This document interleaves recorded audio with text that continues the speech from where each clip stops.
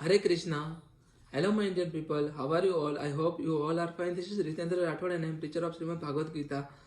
And today I came with a special lecture. Today I am going to compare Shrimad Bhagavad Gita versus ideology of Karl Marx and how both are similar with each other. I would like to make all of you know in this lecture. So let's start. Before I start my lecture, I would like to introduce about Shrimad Bhagavad Gita. This is Shrimad Bhagavad Gita as it is. This is written by A.C. Bhaktivedanta Swami Mahaprabhupada from ISKCON temple. And this is a book of humanism or humanity rather than religion. It is not a religion book, it is only book of humanity. And the supreme instruction of the Lord Krishna which are mentioned in Srimad Bhagavad Gita, which make all of us learn how to live our life with a moral values, with a good conduct. We can only learn from Srimad Bhagavad Gita. And if we can follow the supreme instruction of the Lord Krishna which are mentioned in Srimad Bhagavad Gita, then we will definitely be a good human being. So means whether knowingly or unknowingly, whoever following Shrimad Bhagavad Gita or supreme introduction of Shrimad Bhagavad Gita will definitely get definitely get a success in his life and also in her life. So we all have to follow Shrimad Bhagavad Gita. It is only book of humanism rather than Hinduism or any religion or any spiritual book. It is not spiritual book or means a religion book. It is only book of humanity. So we can only learn humanity from Shrimad Bhagavad Gita. So let's start. Actually, I made my own note on basis of Shrimad Bhagavad Gita and ideology of the Karl Marx. So because means it is very easy to make all of you understand about their particular things. So let's start. Shrimad Bhagavad Gita versus the philosophy of Karl Marx. Shrimad Bhagavad Gita versus philosophy of Karl Marx. This is a special lecture. I am trying to compare, I am trying to find a similarity in between Karl Marx, the ideology or the philosophy of the Karl Marx and Srimad Bhagavad Gita. So first, Lord Devaki Nandan, Lord Krishna said in Srimad Bhagavad Gita, Lord Krishna said in Srimad Bhagavad Gita that when there is a no respect of the woman, Lord Krishna talked about woman empowerment in before 5,000 years ago. Means Lord Krishna talked about woman empowerment. Whenever the derobe of the Draupadi's clothes. At that time, Lord Krishna talked about the woman empowerment. So here Lord Krishna said, Lord Devaki Nandan said that when there is a no respect of the woman and woman dignity has been robbed, or destroyed, and woman would be suppressed, and woman also would be suppressed. At that time, there is a family would be destroyed. At that time, their entire family will be destroyed. Means entire family will definitely get a destruction very soon, and society would be decline at time to time, and society will definitely get a declination at a time to time when there is a no respect of the woman, and woman is a second pillar after man in the society. Lord Krishna here said woman is a second pillar after man in the society, hence respect of woman. Lord Krishna talked about respect to woman, and they are mainly responsible for the progress and regress of the society. They are also mainly responsible for the progress and regress of the society, because woman is the second pillar after man, or woman is equivalent as a compared to man, or woman is similar to the man. So we have to respect. So Karl Marx, this is said in Srimad Bhagavad Gita, but let's see what Karl Marx said in his philosophy.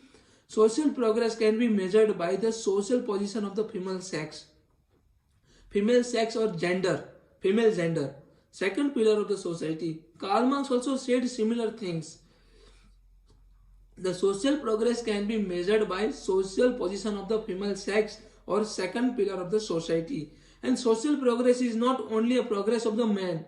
Karl Marx further said social progress is not only considered as a progress of the male, but actually a dignity and respect of the woman in the home and society would be measured the social progress.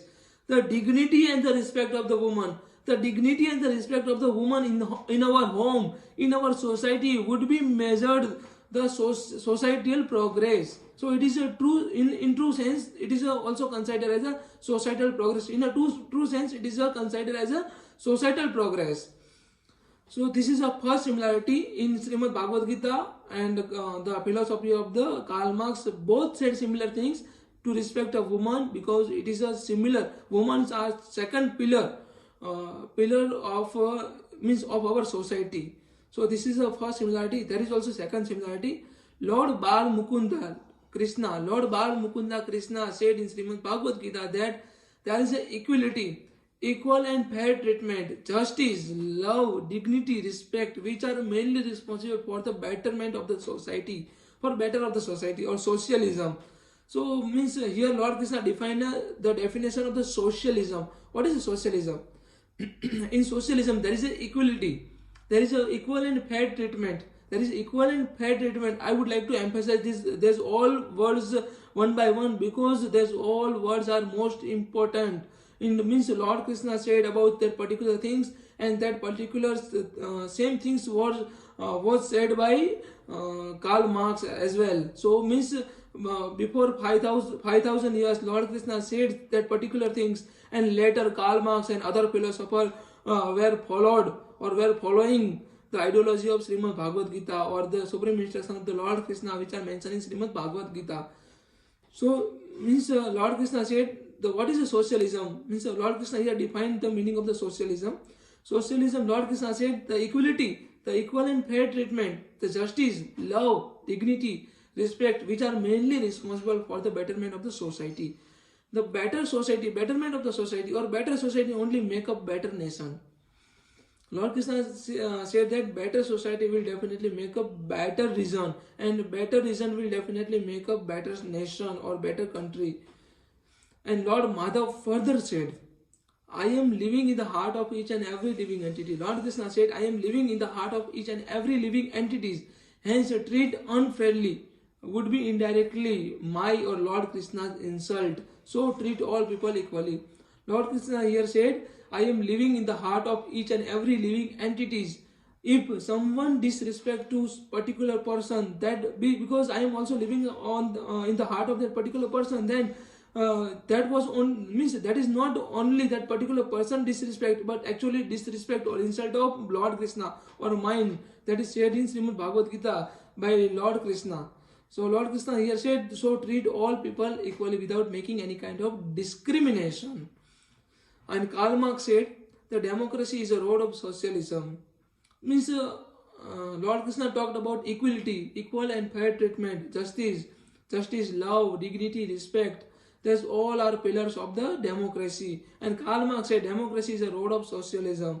And socialism is all about equal treatment, equanimity, justice, love, respect, dignity in the society. Socialism which lead toward a better society. Means socialism which lead toward a better society. And a better society would be leaded toward a better nation. And better society would be leaded toward the better nation. And hence the democracy is required most. So this is the second similarity. Both talked about the socialism. Lord Krishna defined the definition of socialism, and that kindly later followed by Karl Marx in his philosophy. So final conclusion I have to put, because it is my personal thought in final conclusion, and I could derive the final conclusion after mentioning both similarity. So let's start. Let's derive toward the final conclusion. In final conclusion, there is a first conclusion.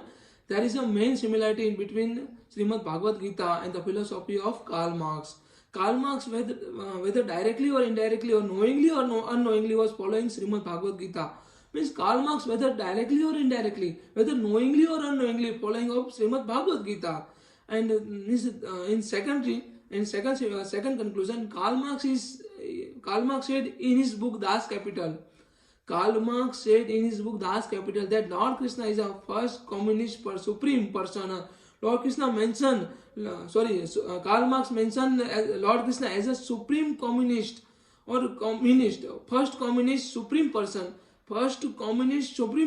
in this material world. Means word, because Lord Krishna indulged the welfare activities of all living entities. Because Lord Krishna indulged the welfare activities of all living entities. Hence a human welfare activity for a communal sharing of the material necessities of the life. And there is an ancient Vedic program for simultaneously raising the whole society to the highest perfection of the spiritual consciousness.